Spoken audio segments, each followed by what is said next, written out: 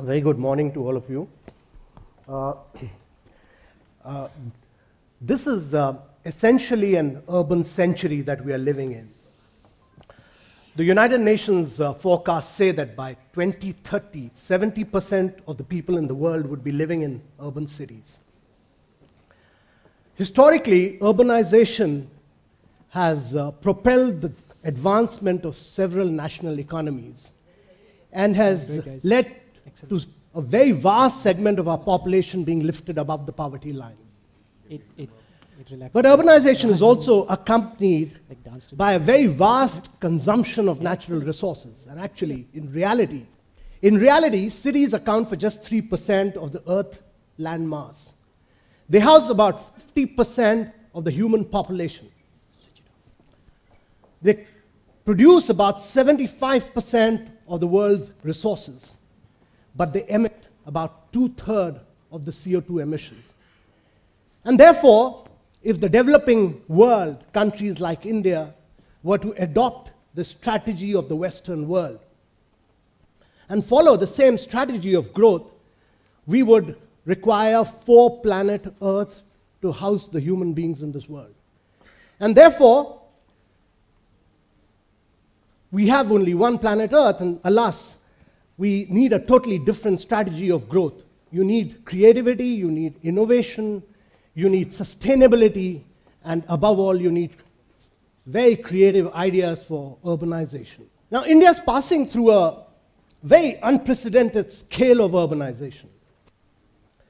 The latest study by McKinsey shows that by 2030, 350 million Indians will get into the urbanization process. And by 2050, 700 million additional Indians will get into the urbanization process. Now, this is 2.5 times the present population of the United States of America. And in reality, this means that whether we like it or not, every minute, 30 Indians are moving from rural areas to urban areas. And therefore, all this is happening when India is passing through a window of demographic transition which rarely ever happens in history. You know, your 72% of your population will be below the age of 35. And you need to provide skills, you need to provide jobs. And one of the worst things that can happen is when you have a young population without skills. And therefore, a leading thinker like C.K. Prahalad, the late C.K. Prahalad, said that actually India needs to create 500 new cities by the time it becomes 75 in the year 2022. Otherwise, every single existing city in India will become a living slum. And therefore, urbanization, whether we like it or not, is on our doorsteps, and urbanization is inevitable. Now, we must understand that cities are centers of growth, they are centers of innovation, they are centers of creativity. And much like the 19th century was a century of empires and 20th century was a century of nation states, the 21st century is a century of cities. And in the coming era, in the coming period, it will be cities which will compete for investments, they will compete for innovation, they will compete for growth. It will not be countries, it will be cities which will compete. And that's why in India, you have Mumbai, whose GDP, the GDP of Mumbai city is larger than the GDP of 26 states of India. And when cities are centers of growth, innovation, and modernity and innovation, it's very important to realize that India must grow on the back of manufacturing. And many of these cities will be industrial cities because if India has to grow at rates of 8-9%, India must create new jobs in the manufacturing sector. But when you do manufacturing, and let me tell you, historically, no country in the world has grown on the back of agriculture post-World War II. Whether you look at Japan, whether you look at Korea, Taiwan, China, all have grown on the back of manufacturing. They created jobs. But a logical consequence of manufacturing and the spatial manifestation of manufacturing is the movement of vast segments of our population, of workforce, of young managers, their wives, their children into urban cities. And therefore, a logical consequence of this is to really plan in a scientific manner for both manufacturing as well as the social infrastructure which accompanies it. Ladies and gentlemen, India has been a very reluctant urbanizer. India has been a very reluctant urbanizer because of our belief in our founding father. And that belief was that Indian villages will be viable, they'll be economically self-independent, and therefore they will be commercially self-sustaining entities. This was very much the belief of China, and China's revolutionary movement was a peasantry-led revolution. Until the 70s, China believed, but in 72 it broke away from this philosophy, and it said, we are going to drive China through manufacturing. And in the next 30 years, they grew at rates of 10% per annum over the next 3 decades. And the young mayors of China created many cities. And therefore, this growth was inevitable if you want to go up this path.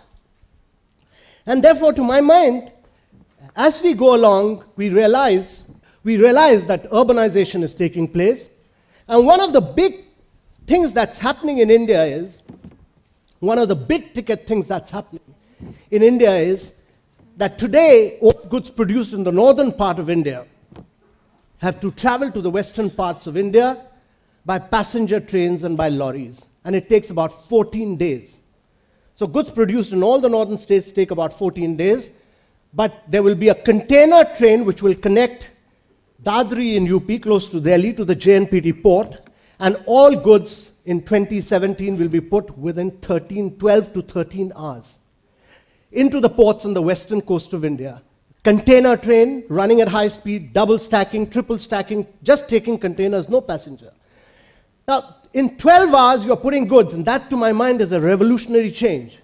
But one of the big things that happens is that it opens a completely new route of India, which opens India to a possibility of new manufacturing, new urbanization, creation of new cities. And therefore, the Delhi-Mumbai Industrial Corridor has planned out 7 new cities on this and tried to link it on either sides of both the corridor, of the dedicated freight corridor, and to the passenger trains, etc. Now, ladies and gentlemen, when cities were created across America, when they were created across Europe, land, gas, and water were very cheaply available.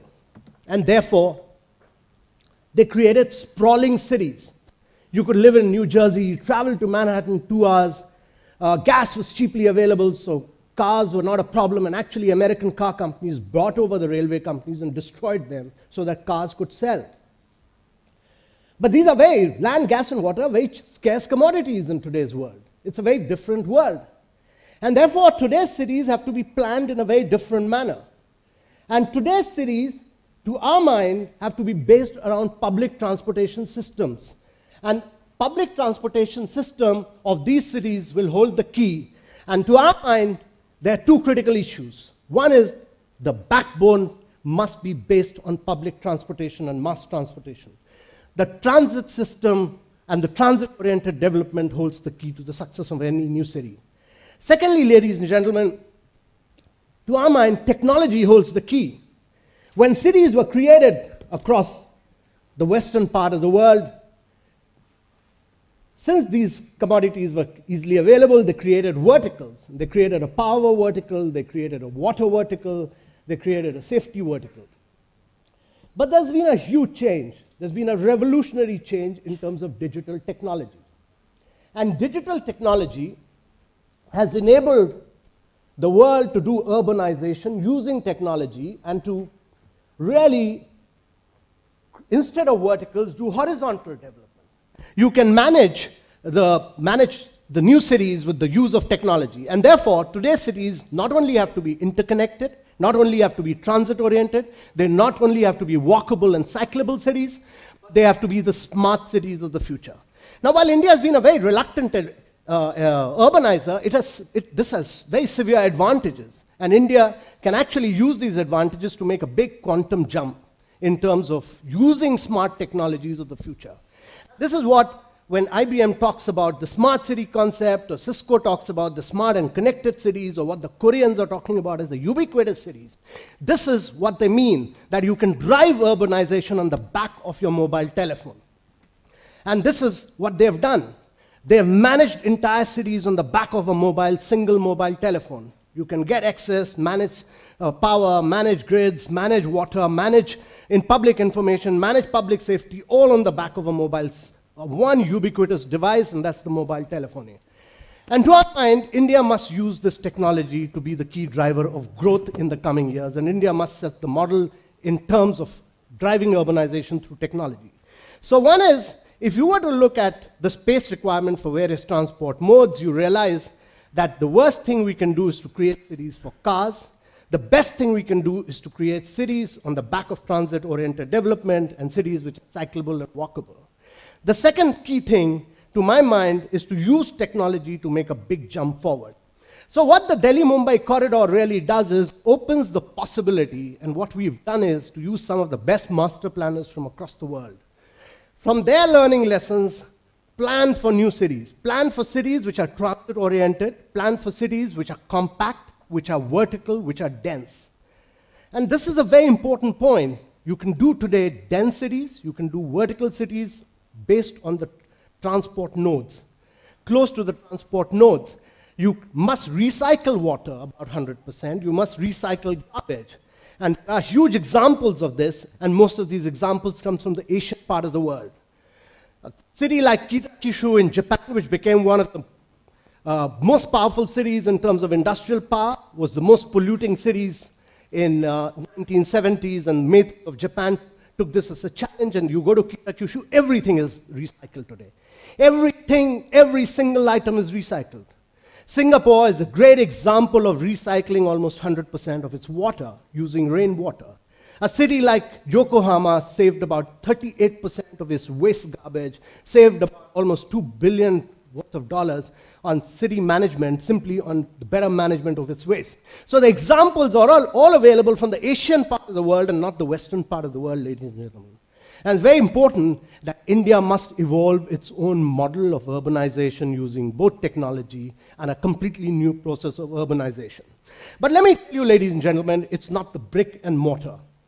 It's not the brick and mortar of a city which makes a city. What makes the city is its soul. What makes a city is its people. What makes a city is its art, culture. What defines a city is atmospherics, which is derived from the people of that city. And I go back to this 13th century poet, this great Indian poet, one of the great creative legends of that era. His ancestry, he wrote in Persian. He wrote in Persian. He was a Muslim. He wrote in Persian language. His ancestry was Turkic. But he considered himself to be the greatest man alive on earth. He's to have been born in India. And he said, I'm the luckiest man alive to have India as my motherland. And of Delhi of the 13th century then, and speaking on Delhi, he said what a vibrant city it was. And to quote him, he said, how exhilarating is the atmosphere of India. There cannot be a better teacher than the way of life of its people. If any foreigner comes by, he will have to ask for nothing because they treat him as their own, play an excellent host and win his heart, and show him how to smile like a flower. That was Amir Khusro in 13th century, relevant then and relevant now, ladies and gentlemen, for the city. Cities are made by the people, cities are made by art and music, cities are not merely brick and mortar, they are not about technology. They are about the softer elements of the city. Thank you very much, ladies and gentlemen.